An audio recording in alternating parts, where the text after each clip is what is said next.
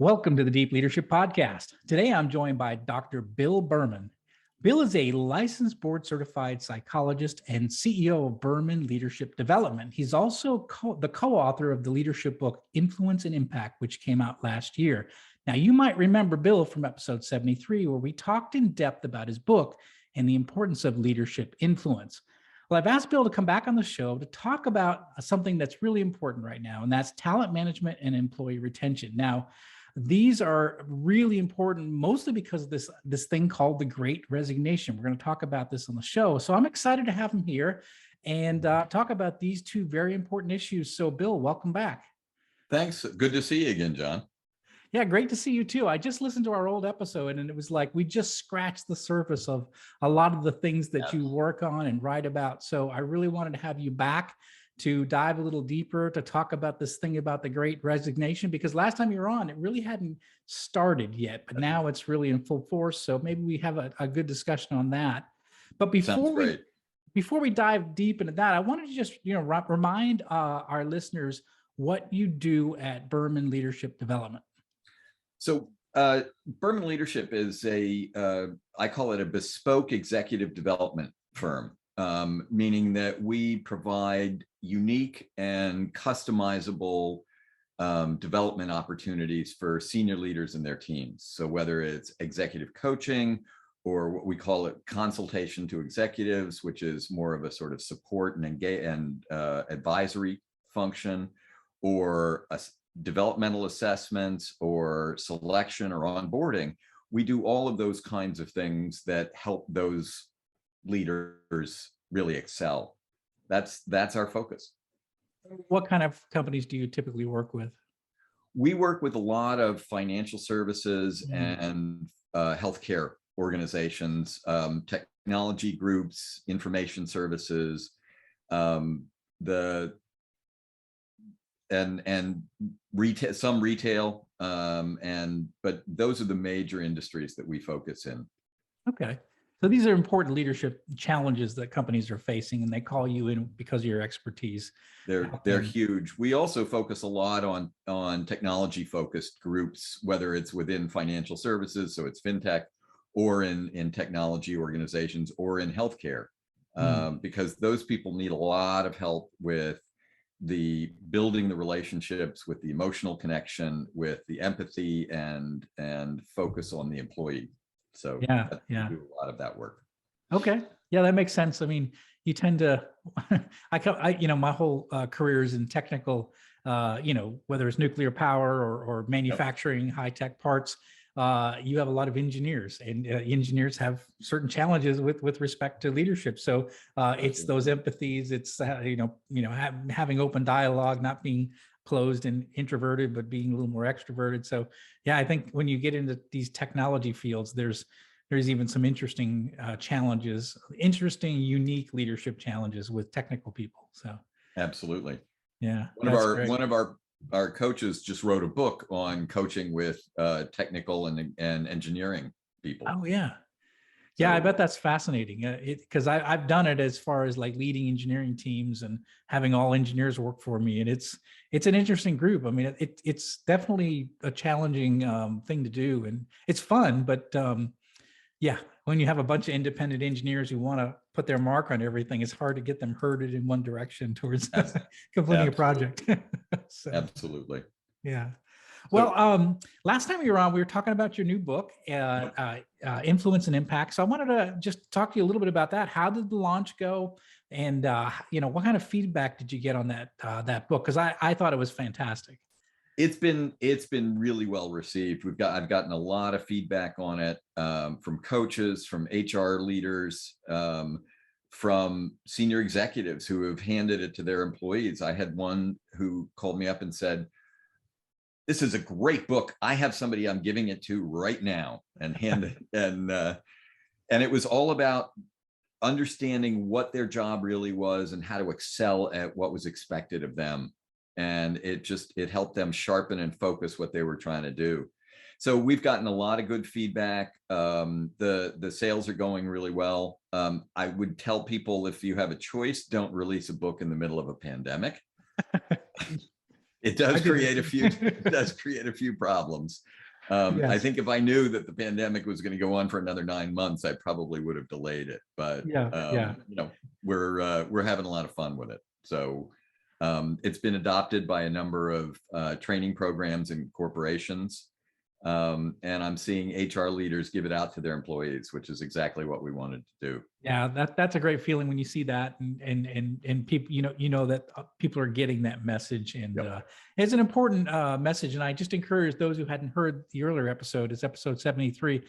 It's really good, and we get deep into how leaders develop their influence, improve their influence, how they have to adapt their influence as the companies change and as new people come on board. So and then what happens when your influence goes stale, and how do you revamp that? So I encourage you, if you haven't heard that episode, to go back and listen to it, because it's really good, and the book is fantastic. So congratulations, that's great, and it's good to hear that you've had good success with that.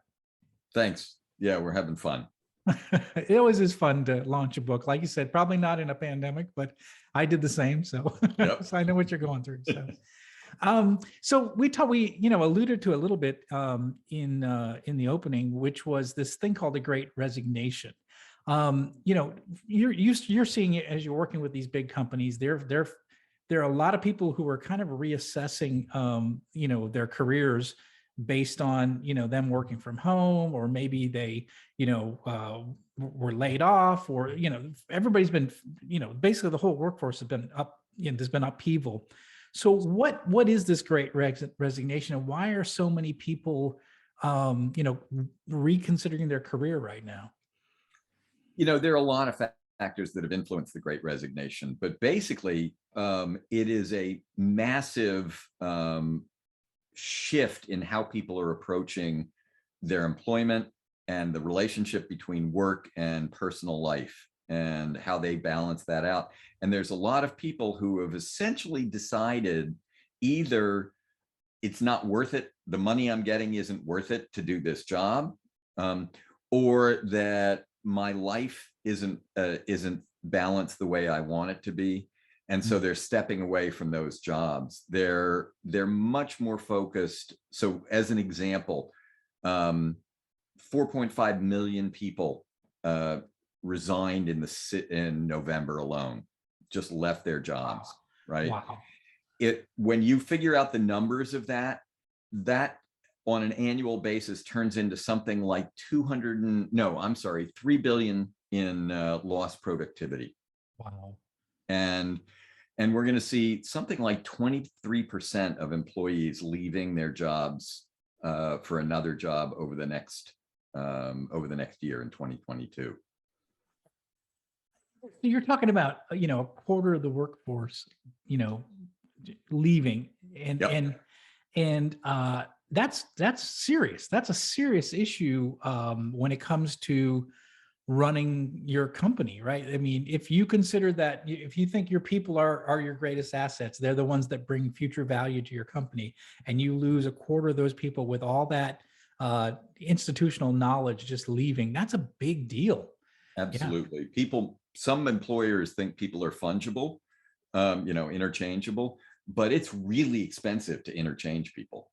It takes training, it takes time, it's lost productivity. There are major costs associated with turnover.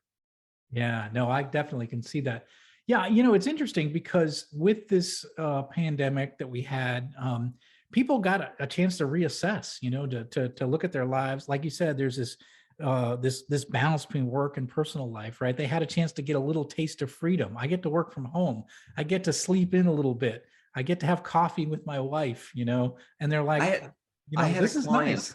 It's great. I had a client who said to me, he said, with my first child, I didn't see them take their first steps. I didn't see them starting to talk. I missed all of that stuff. With my second child, I was home and I saw all that. He said, I don't want to miss that if we do a third. I don't want to miss those opportunities. I want to be a part of the family. And I'm hearing that from men a lot, is that they're realizing all of a sudden what they've been missing by getting on a train at 6:30 in the morning and getting home at 7:30 at night. And it's they're thinking, this isn't the way I want to live my life anymore. It's almost like our attitudes towards work have changed in the past 2 years. We're thinking differently about it. Like, almost like, because we always, I used to travel a lot in Europe, and they approach work completely different than we do. Not all places in Europe, but a lot of places in Europe where I was always jealous that they had a better work-life balance. And we Americans were like, no, we got to grind. We got to go. We got to work overtime. We got to work the weekends. We got to stay up late. And then I'm looking, I'm in France, and I'm like, wait, this looks kind of fun, having your coffee, in the middle of the afternoon, having wine and cheese. I'm like, this is nice. I could do this. And I think we got a glimpse of it as Americans, and we're like, I kind of like this, I kind of like a little change of pace. I think this was building before the pandemic. I think there were a number of people who were starting to question whether the amount of money they were making was worth the stress they experienced, or whether they really wanted to be doing what they were doing. And I think the pandemic just flipped a switch. It was a tipping point. And all of a sudden people realized, we don't have to be in the office to get our work done. We don't have, we're just as productive or more productive. When we're working from home, because you don't have those 2 hours or however, I think the average commute is like 45 minutes. So that's an hour and a half every day that you're losing of productivity that most people have devoted to doing more work. Yeah. Wow. It's really powerful. And I think the other thing is the technology was here too. So, this thing happened at a time when the technology was available to do, these Zoom meetings and online, and Absolutely. and the infrastructure is there for home work, working from home. It's if this happened 10 years ago, even, it would have been almost impossible to do what we're doing now. But the pandemic also forced people to look at reality differently. So, 3 years ago, if you had done a survey of managers and said, how productive are people when they're working from home, you would have seen overwhelming majority would have said, maybe 60% is productive. We know that's not true. We know people actually produce as well or better when they're from home. Now, it's not that I think people shouldn't ever have to go into work, because there are real benefits that you get from being in an office and being together with people. The ability to make teamwork, the ability to really connect with people.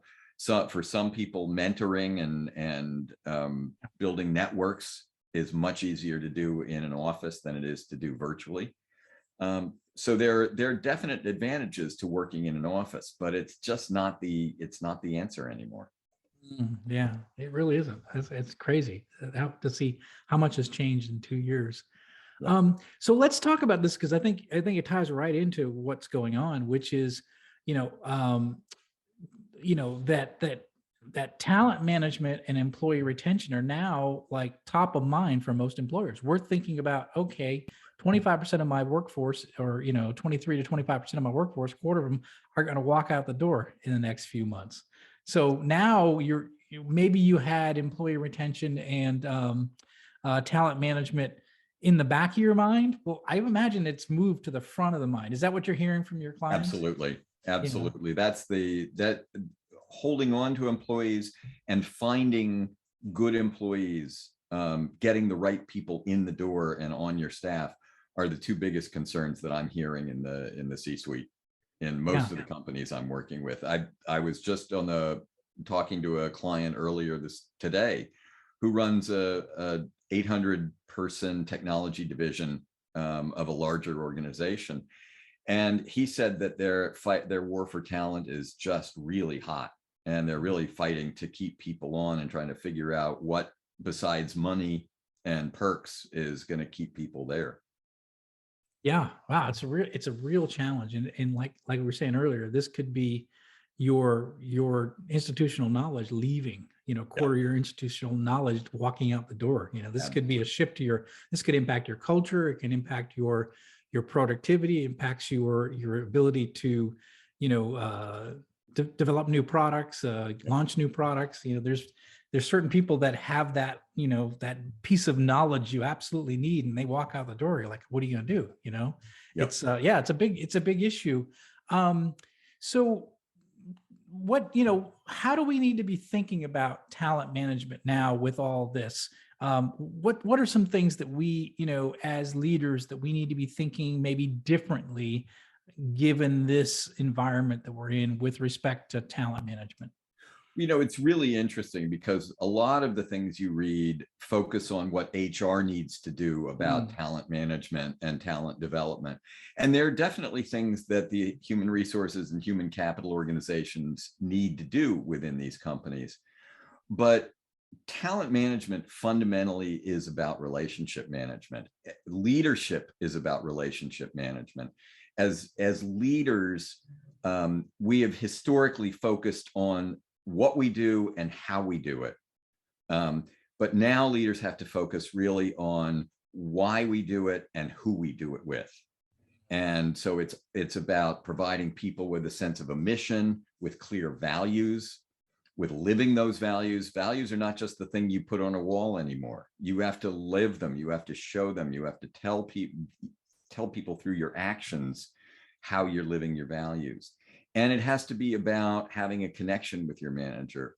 People still leave their jobs for the same basic reasons, which is either they're not making enough money or their boss treats them lousy.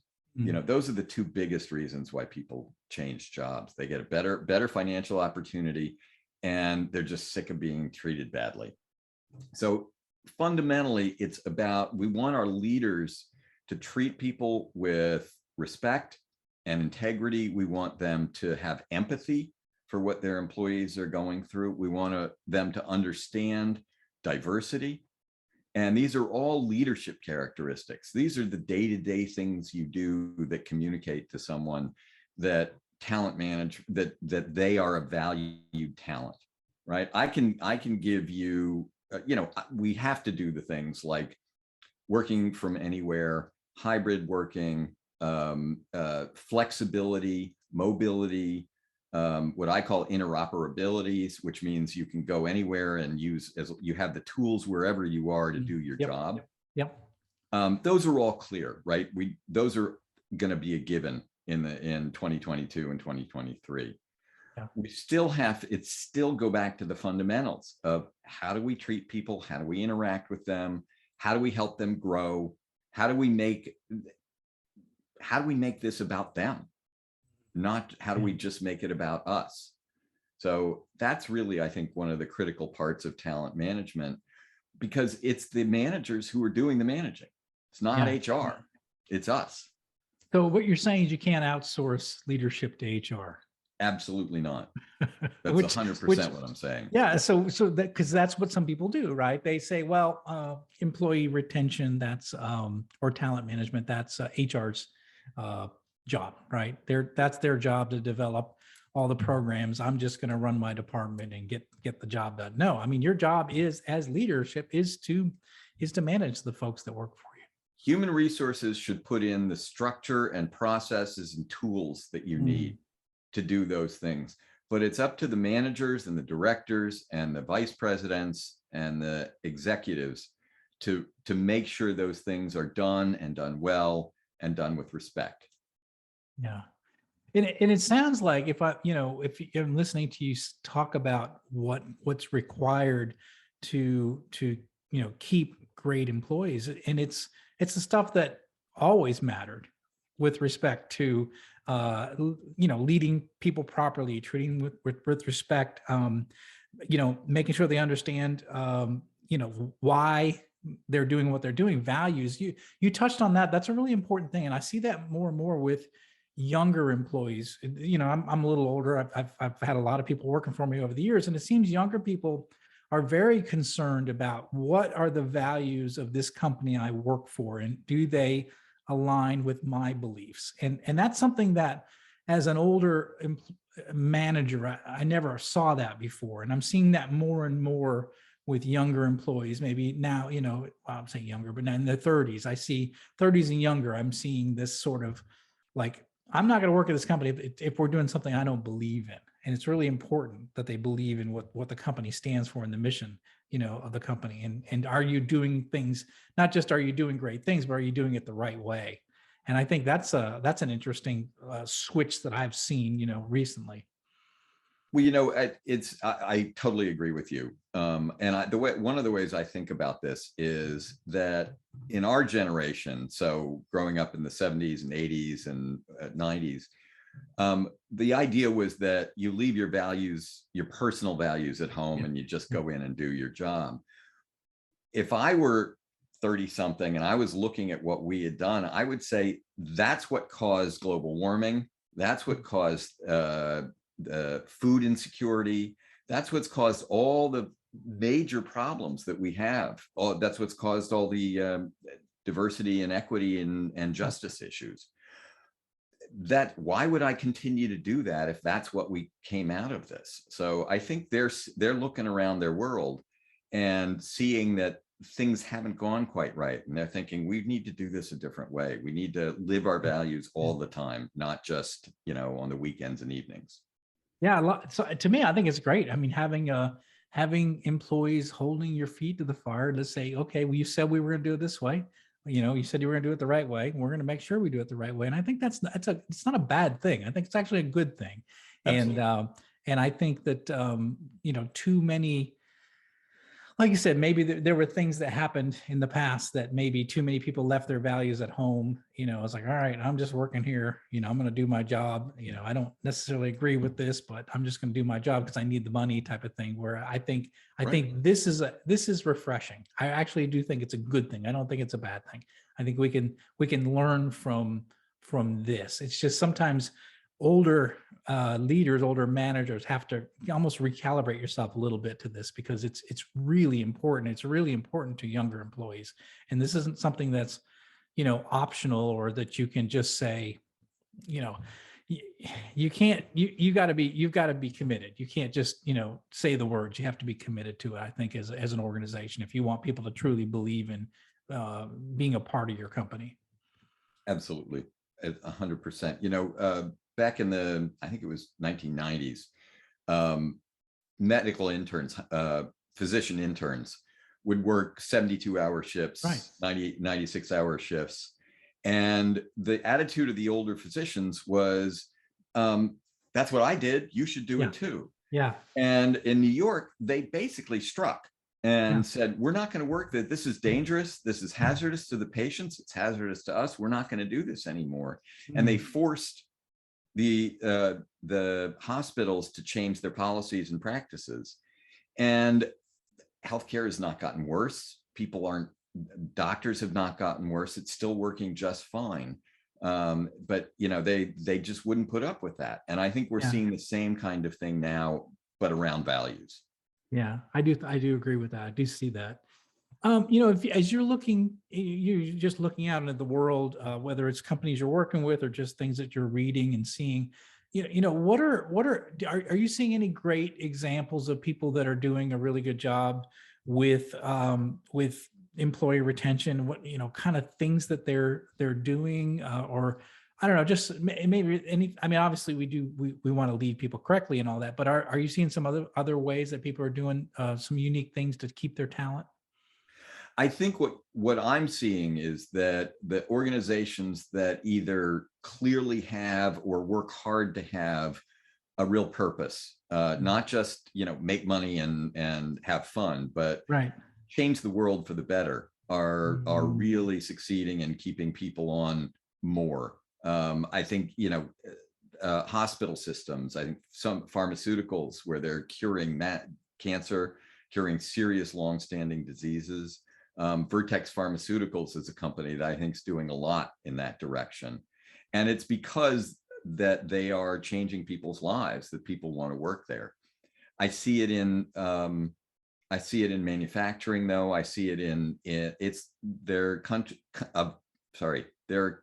companies that are making policy changes. Like I've seen New York Life Insurance do a phenomenal job with making people want to stay there, want to work there, because their approach to diversity, to equity, to justice is really remarkable. I've seen a couple of private equity firms that have registered as B corporations, and their message, it's all about environment sustainability, and governance. And they've really put in serious programs to make sure that that's the focus of that organization, and it's working very well. Those are the places where people want to work. Yeah, absolutely. I've got a friend of mine that is an entrepreneur here in Raleigh, and he North Carolina, and he's a B certified B corporation, and it's consistent with his brand, but it's also consistent with his values. And he has a lot of younger employees, Yeah, and they are 100% on board with this is who we are as a company. And I think you touched on something that's really, really important that we sometimes forget, and that is purpose. Like, I mean, people want to be part of something bigger than themselves. They want to yes, make that, they want to be part of making a dent in the universe, right? And we can't forget that. And if we just say, what do you do here? Well, I need you to just file these papers. When I bring you these papers, you file these papers. Nobody wants to be a cog in the wheel. They want to know that they're doing worthwhile work, that their work matters. And can you tie even the most junior employee, can you tie the work that they're doing to the missions and values of your company and how that company is making a difference in the world? When you can do that, then I think people get excited about going to work. They get excited to tell their family about what they're doing, right? absolutely. It's not about making widgets in a factory. I'm in my case, we run a manufacturing plant that we build products for the electrical grid. It's like we're helping keep the lights on. When they go home and tell their families, we're helping keep the lights on. We're helping keep power in hospitals and in Yep, schools and in, so they're making a difference by the work that they're doing. And I think when you tie people to a purpose that's bigger than themselves, then they feel excited to come to work and excited to be a part of that. But when they just feel like they're doing a job and what do you do for a living? I pull this lever, or whatever. They don't understand what's happening, why they're doing it. I think when you make that why very clear and the purpose very clear, then people are like, I belong to this company. This is I believe in this company. This is where I want to be. that's 100% right. That's why I say for managers, it's about the who and the why. Yeah. You can define who and why, you're going to be successful as a manager. Don't worry about the what and the how. That'll happen by itself. That'll Yeah, just happen no. as a part of the job. Yeah, that's very true. That's very true. Yeah. Yeah, I think it's an exciting time, but I also think that and things have changed, but I think what you've said is really important, is that the basics of good leadership, the things that we've been writing about for years, right, are Yeah, they still apply today. yeah, Is that we talked a little bit before we started the absolutely. show, is that the principles that were taught 60 years ago, right, about treating people with respect and and having these deep relationships, this is still true today. Absolutely. Being interested in people, being curious about who they are, not just what they can do, but who they are. These are the kinds of, it's stuff your mom would have taught you, Right, you right, know, be nice to people, right? right. Be curious about them, be interested in them. Somebody years ago had told me that the best interview I could possibly have when looking for a job is the one where I get the other person to talk about themselves. Yeah, yeah, So it's because it's about being interested in other people and empathy. This is all falls into that category of empathy. We've lost empathy in our culture. yeah, There's research that shows that it has gone down over the past 2 decades, and we need to get it back. We need to take the time to understand other people and see the world through their eyes. And if a manager does that, if they take the time to stop and say, what's my employees' experience of whatever's going on in the company right now, they're going to work better with them. They're going to be able to motivate them, and they're going to be able to influence them, to use my book's title, to have a greater impact. They're gonna provide that inspiration and that enthusiasm, and influence by showing that they care. And really it's fundamentally important. If you think about it, everyone listening to this show right now, if you think of that, a quarter of your employees are going to walk out the door this year, right, unless you are leading differently, unless you are having, like you said, those relationships, your people, you develop your people, you have you treat them with respect, and they're connected to your company, I mean, you're going to be, I mean, it's expensive to hire people and train people and as people leave your company and if you don't take these things to heart now, this is the time to do it. I mean, if you if you've heard about, things, good leadership practice, and you haven't tried it yet, this is the time to do it, because you're going to be facing a major, migration out of your company if you don't. Absolutely. Yeah. Absolutely. Yeah, this is great. So yeah, I think we covered some pretty important things with respect to this, the Great Resignation. So I think, Yep. leaders, you need to pay attention. These are important topics that are coming up that you need to keep. You need to stay on top of. One of the great things you can do is keep developing your leadership skills. One way is by reading, and one way is by reading Bill's book. Bill, how can people find out about this book? Because it's fantastic. How can people find out about it? You can get it on Amazon. You can get it at Barnes and Noble, but the easiest way to get it is to go to my website, www.bermanleadership.com. And there are links to the book. There are links to where you can buy it. There are links to all the worksheets that you can download to use from the book. And it's a way to get in touch with me also. Okay, well, we'll put a link in the show notes for that.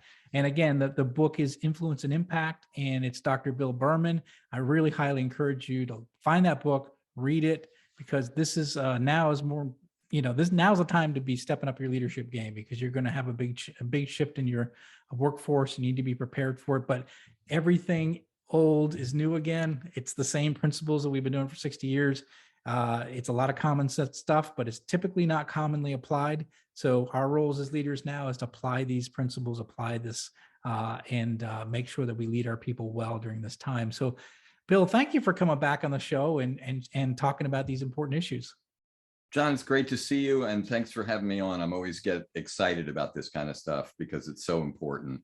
Retention is personal. That's what I'm going to leave people with. Yeah, I like that. It's very personal. We have to, as leaders, take personal interest in it. Absolutely. We can't outsource it to HR, right? Nope.